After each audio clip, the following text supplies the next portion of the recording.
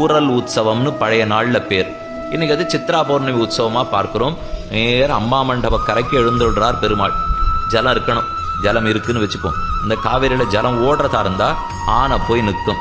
நம்ம விதேசத்து யானை அங்கே போய் தயாராக இருக்க, சின்ன முதலையாட்டம் பண்ணி கீழே விட, அந்த முதலை ஆனையினுடைய காலை பீடிக்க, பெருமாளுடனே தன் சக்கராயுதத்தை பிரயோகிக்க, முதல முடிந்து போக, ஆணையும் ரட்சிக்கப்பட, உம்பரால் அரியலாக ஒளியுளார் ஆனைக்காகி செம்புலால் உண்டு வாழும் முதலமேல் சீறி வந்தார் நம் பரமாயதுண்டே நாய்களோம் சிறியமையோரா என்று தொண்டடிப்புழியாழ்வார் சாதித்தார்.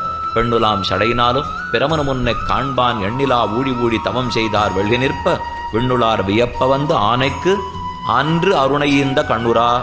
நாம இன்னைக்கு சேவிக்கலாம் சித்ரா பௌர்ணமி அன்னைக்கு. ஆழ்வார் பாட்டு அன்று அருளையீந்தார். இன்றைக்குமாக நம்பெருமாள் தான் சேவை சாதிக்கிறான். அது கூட ஆச்சரியம் அல்ல.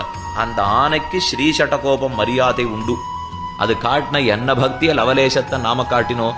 ஒரு ஆனை காட்டினதை நான் சொல்லலை. தொண்டர்புழியாழ்வார் பாட்டே இதுக்கு தான் பிறந்தது. கீழே திருமாலையில பார்த்துருக்கோம். ஒரு யானைக்கு இருந்த பக்தி உம்மிடத்துல உண்டா? ஆழ்வார் இல்லேன்னு விட்டார். மேலும் நம்முடைய சம்பிரதாயப்படி மோட்சத்துக்கு எல்லாருமே அருகர்கள். பசுர் மனுஷ பக்ஷிவாயன்னு ஒரு மிருகத்துக்கு கூட எம்பெருமான் தான் அனுகிரகம் புரிகிறான். அது சித்ரா பௌர்ணமி அன்னைக்கு அத்புத உற்சவம்.